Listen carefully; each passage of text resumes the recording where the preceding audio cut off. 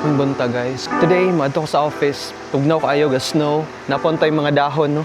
Kahoy. Pero nagsugod na snow. Delikado ni yan nga snow kay medyo basa makakos ni slide sa dalan. You have to be very careful kung magsugod ng snow niya. Medyo basa yan eh. Nagpiwan sa rin ako ni. But first, saan ako jacket? Tugnaw kayo. T-shirt lang syempre.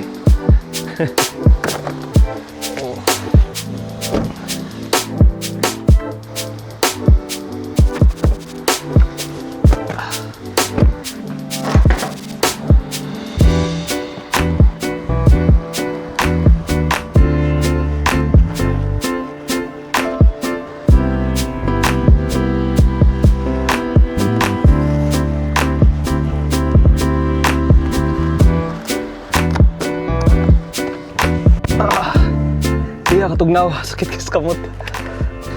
So isa po dahil sa feature ganahan ako aning sakyanan kay pwede na ako siya start before pa kumusulod diri niya. Ang iyang temperature is i-automatic niya og reach to comfortable level bitaw. Isa po dahil sa feature na kalimot ko. Naa siya drive mode for snow. So kani mas kusog iyang grip sa snow, sa slide, ang kanang mga anak nga terrain.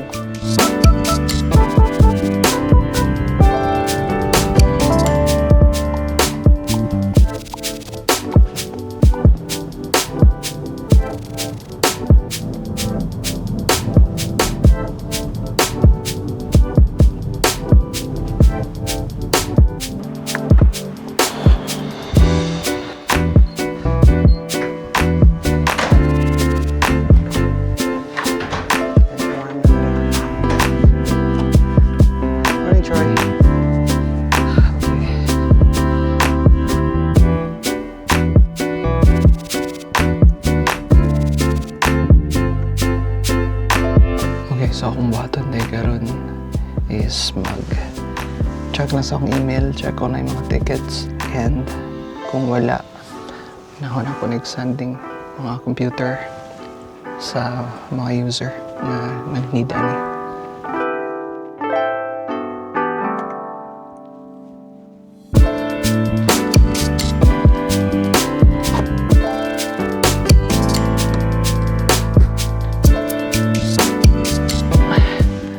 Okay, so it's 11:22, going home for lunch. So that's it for my morning. Look at the snow. Kuha na lang, gagmay na lang snow galupad, but naapaghapon. I think mahilis ni ron kay dili gid kayo negative ang temperature, negative tura.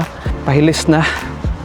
One week of office straight, like 5 days in every 2 months. Karon nga week, mag-office ko every day.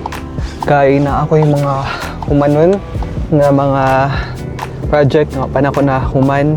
And after ana, work from home na gid ko napod. Naray ko'y good news ta istorya. They are appointing me for a higher position. So it's a promotion. Pero kuan pa, training pa ko. 1 year ang training pod.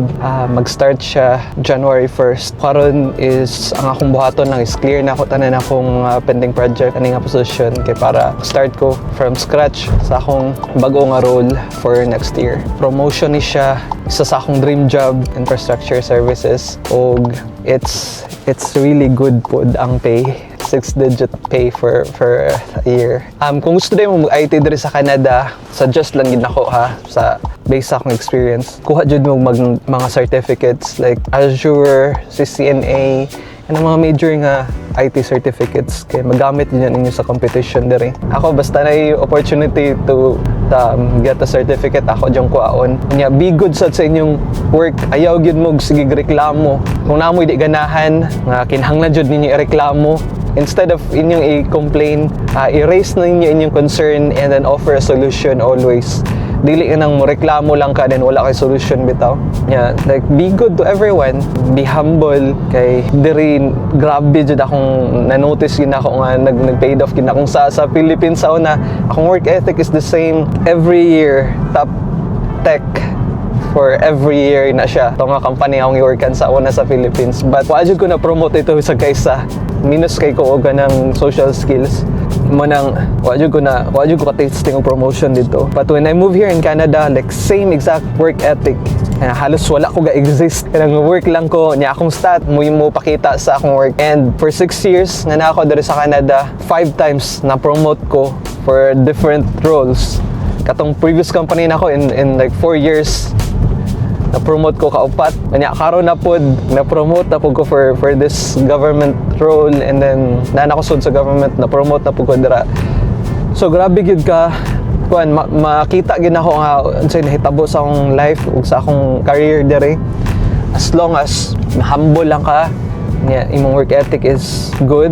You don't need to be kanang magpasip-sip sa boss or unsa dira tumbling diha para mapansin. They will recognize you, they will notice you. And kanang nindot kay diri kay opportunity diri is kanang grabe ka dako, luag kay opportunity diri. Ayaw magtuo anang gaingon nga kay Pilipino ta, di ta puti, di ta ma-promote. Kay nakita jud nako diri, ako Bisayang dako, Pilipinong dako, kapila ko na promote. Wala excuse, wa gyud kay excuse. Basta kanang buhaton lang gini mo imong trabahong maayo. Kabaw lang ka unsay imong gusto. Nya while waiting sa opportunity, pagkuha mga certificate, do your work, buhat og mga plans unsaon nimo pagka-achieve ana. Ayaw og kanang ganahan ko maingani nga position pero wa ka gibuhat. Let's say ganahan ka mag-manager, pagkuha og mga certificate on how to be a good manager. Bisan wala pa ng opportunity, kay kung moabot gali nga na opportunity, na opening and ready ka, then ikaw dyan makuha. Wala giingon nga kanang sige sila giingon nga swerte ko kay kasulod ko government, swerte ko kay na-promote ko. Well, ang swerte is say nga luck is when preparation meets the opportunity. I always prepare myself kung moabot ang opportunity. Kung dili moabot ang opportunity, then it's okay. But kung moabot ang opportunity and I'm so prepared for it, makuha jud nako ang akong gusto, and they call it swerte. So yeah, swerte lang siguro ko, but I didn't see the work. Like every day I spend 3 to 4 hours studying for whatever certificates nga akong i-take. Matakog 4 a.m., 5 a.m. and study ko before sa akong work. Kay bago ko sa akong gusto o ganang nagig ko gabuhatan po sa akong goal. Goal na ko sa balay, I'll talk to you in a bit.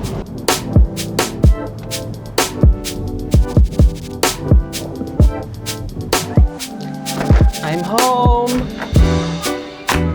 Hi, Lambu! Hi! Hello! Hello! Hello! Siomay! From Paulo! Whoa! Whoa!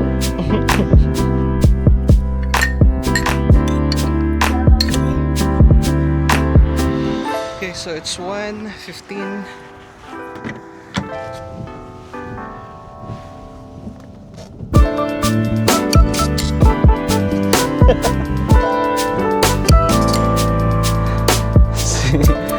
si Ray, embarrassing.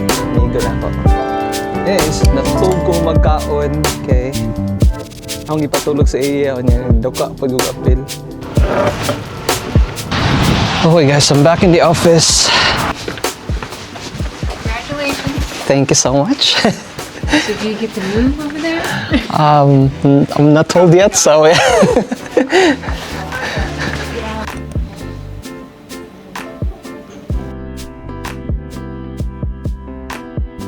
And it's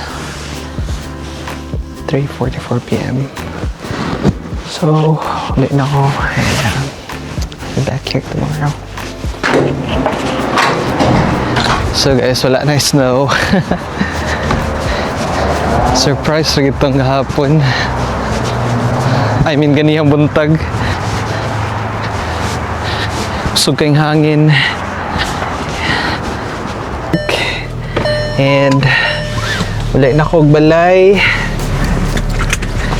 I can't wait. Actually, it's still 3:45 p.m. I'm supposed to be out by 4. Pero hindi ako kawat makita akong bata. Nagsige kong tanog video ni Aya ganiha. And she's like really cute. She's the cutest being in this world. I can't wait to see her. So, muli na ko. So, I think I'm gonna end the vlog here. That's it for me today. Ugma na pod. See you tomorrow.